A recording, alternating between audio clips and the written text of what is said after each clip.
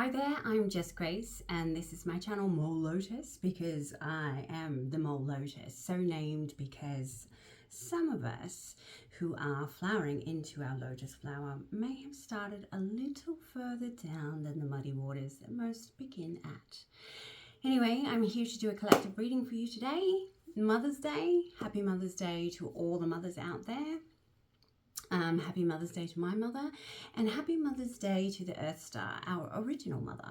So buckle in. I'm going to show you the cards, what I've pulled. There's a few rocks like hiding the nudie bits because, well, you know, capitalism, don't get me started. Anyway, here we go.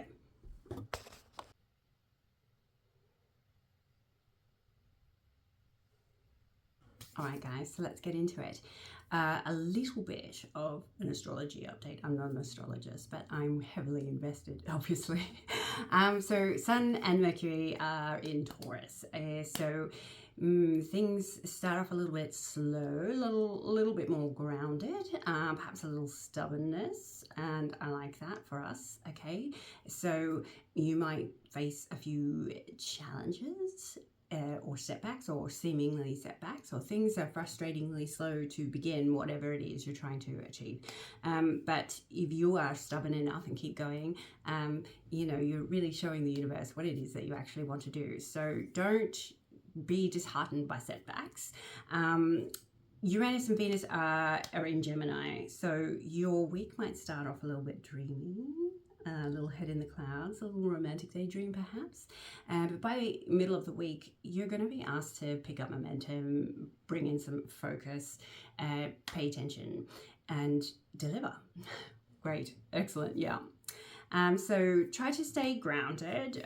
One of my favorite little tricks that I like to do when I am feeling up in the air and I am struggling to sort of stay grounded in amongst the chaos that is life, I like to play the observer game. So I will narrate all the things that I'm doing, thinking, feeling, desiring even, through like the filter of a third person. I'm like, oh, Jess is washing the dishes. She's a little bit petulant about this, perhaps that she desires her children to help out a little bit more around the house. It's actually a fun game to play. It gives you a lot of insight into your inner world instead of just experiencing your sort of like, you know, putting it in a nice little timeline for yourself and just go noticing things like, Jess is craving a little bit of drama. Is there something that Jess needs emotionally? And maybe sometimes that might be, I am so freaking bored and I could do with something that's a little bit more interesting to do. So yeah, that kind of thing. That might be useful. I don't know. That's what I like to do to help me stay on path and grounded. Now to the tarot. Well, yes, I feel like there is a common theme with what's happening here. So the first up, we've got Seven of Cups, Three of Pentacles, and the Emperor. So we're going to be a little bit dreamy for sure, but what we want to do is to sort of harness that into reality. So we want to bring it in. We may even ask for a little bit of help, or we might be doing a little bit of collaboration, or even just drawing on the energies of others to inspire us to bring our dreams from the ether and put them through into a sort of practical manner, something a little bit more disciplined and, you know, in the 3D. But that's fine because you're going to be able to do it quite easily. Now, a little warning, okay? Change is coming and it might be a little bit uncomfortable. You know, change is always uncomfortable. And whether it's something that you're forced to go through or it's something that you're desiring, what is really required is a lot of honesty on your behalf. So how am I contributing to this thing that that keeps occurring, these patterns that I seem to be falling into, and how can I change that? And what part do I play in that? And we play parts in our own demise every single day. But the Four of Pentacles is ooh. Sorry guys, I had a little tripod mishap. Now everything's different, and we're just doing this. We're just doing it. We're going to do it. Okay, so the Four of Pentacles, the Sun, and Death. So some truths might come to light. A transformation has to occur, and that is something that you're going to have a little clarity around. And with the Seven of Swords and the Wheel, unfortunately, these truths are coming to light. They're coming to the surface. Things that are being kept secret and hidden or pushed down and ignored are coming up, and that is going to be a bit of work. Okay, it just is. Death, transformation. It's hard work, but it leads to the spoils. And we've got some really positive cards around that. We've got Wisdom, Truth, and the Base Chakra. Now that's from the Psychic Tarot. Very cool little tarot deck. Lovely to sort of have in your handbag if you are an anxious person. But we're looking at our core beliefs, our stability. So it's going to be a little shook this week. And a little bit of justice is coming out. So yeah, it might be justice related to your actions. It might be a justice that is occurring because you have had to find out something about somebody or an institution that you participate in, or a relationship dynamic.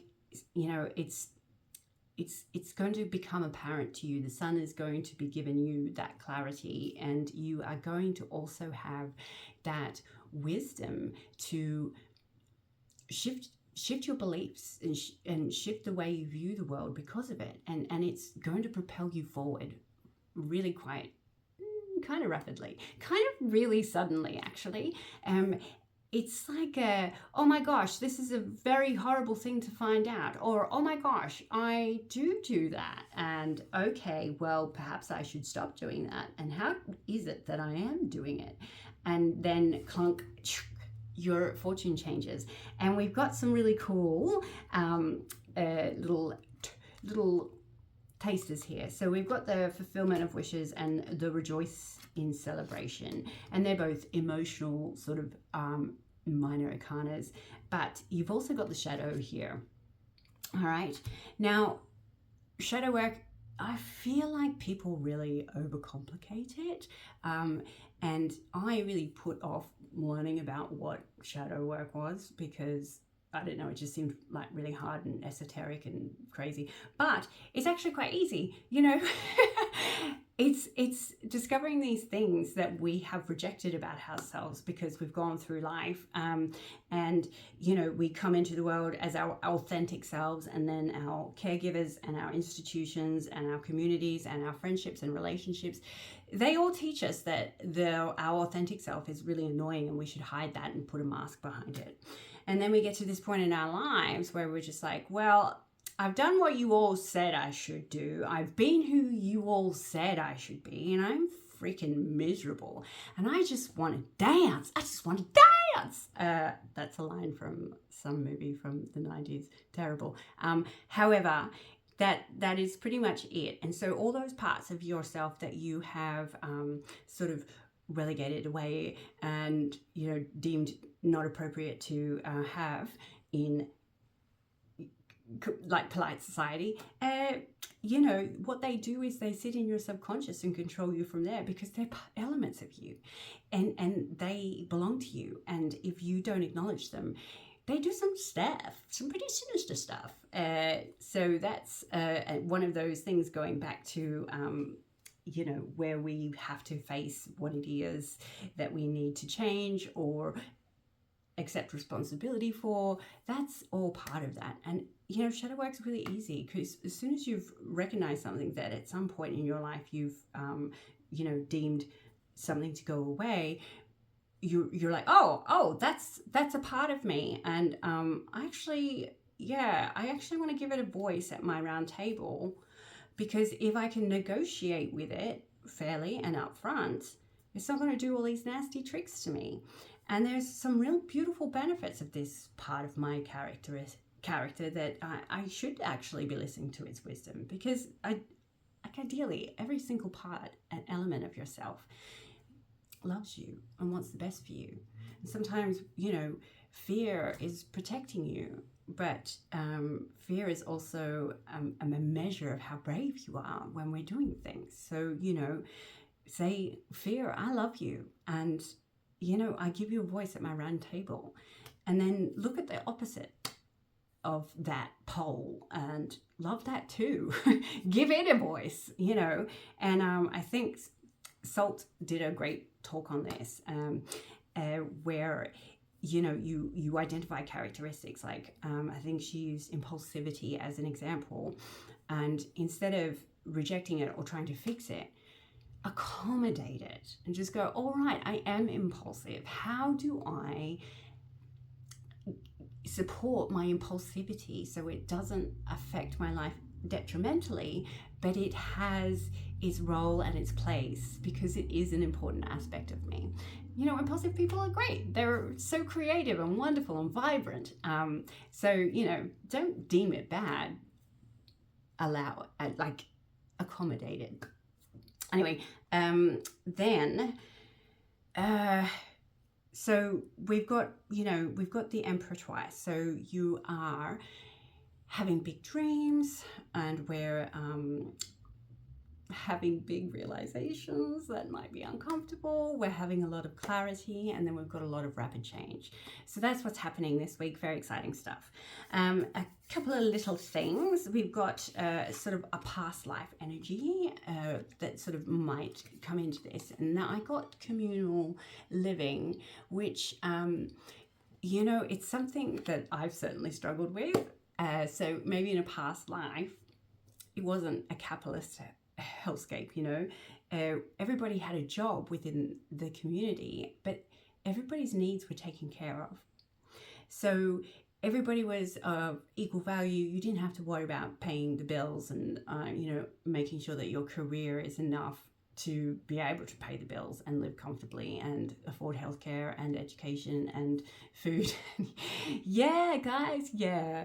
And so I feel like you might struggle in this world because of that. And I do. I'm just like, oh my gosh. Well, money is a energy. It'll come, it'll go. I don't really, I'm not very great at going, all right, how do I build my wealth? How can I, do these savings things? But I think what this card is coming out now is like, maybe that's one of those big dreams. And how can you strive towards a more communal way of living? I think collectively the world really needs that right now. I'm not gonna lie. Allow that to be a dream for all of us. Yeah. Anyway, but perhaps you could also look at ways that you can look after yourself a little better in this capitalist hellscape. I don't know. I don't have answers to that. I haven't figured that one out yet. I'll let you know when I do. And then I pulled some Aboriginal goddess chakra cards. So we've got the solar plexus and the heart. And we've got centered and eros. So one of the things that I sort of thought about when I was looking at these cards is I think we're all going through a little bit of hermiting and a little bit of hangmanning. So, sort of withdrawing our energy from the external world that we exist in and sort of reordering our belief systems. And I think it's really important to really put the blinkers on and just focus on what it is that you want to achieve and how you want to achieve it and the beliefs that you want to reorder. So our beliefs are changeable. Yes, we have core beliefs from childhood and the way that we were raised, but it's fine to go back and revisit those and change those around a bit, because you might know better now and it might not actually resonate with you anymore. And one of the things our beliefs do is they're filters through which we perceive the world, and so we're in a constant state of judgment based on our beliefs. And So when we go through change, we change our belief system a little bit, our filters adjust, and that allows for us to have a different kind of experience, which is really, really cool. But if you are able to just really focus on what it is that you want to believe and how it is that you want to experience the world, and not worry about what the Joneses are doing, you might actually inspire other people to do the same. So I can see that there is a lot of leadership coming to you. We've got that in the Hierophant, you know, when the pupil becomes the teacher. But also, I've had a lot of messaging that there might be a new spiritual sort of, what's the word, mentor coming into your life, into my life, into everybody's lives. And that will help you through that process, which might be cool. It might be somebody that you see online, or somebody that you meet at work, or just keep an eye out of somebody who might have wisdom that resonates with your beliefs. But I can see you coming into a leadership role in regards to putting your head down, reordering your beliefs, having big dreams and bringing them into reality, and structuring them, and chipping away at them and bringing around this new experience that you want to experience, this new world that you want to experience. And Eros is sort of like a little sign that the people who are your close community might be a little bit preoccupied, just as you are. And don't take that as a sign that they don't love you or are not interested in you. They're just going through what you're going through. We're all sort of in that hermit hangman, trying to find a different perspective by really just getting in touch with yourself and being grounded. They're going to come back around, but there's a really cool message in that, and it's about learning how to self-validate. If you can learn how to self-validate, it's going to change. It's going to rock your world. It's just going to rock your world. So that, brings us back to where those core beliefs have come from, our caregivers, our institutions, our friends, and our communities, and going back and changing how we view those things. And do I actually want to believe that? And knowing that only you will ever know you as well as you know you. You know what I mean?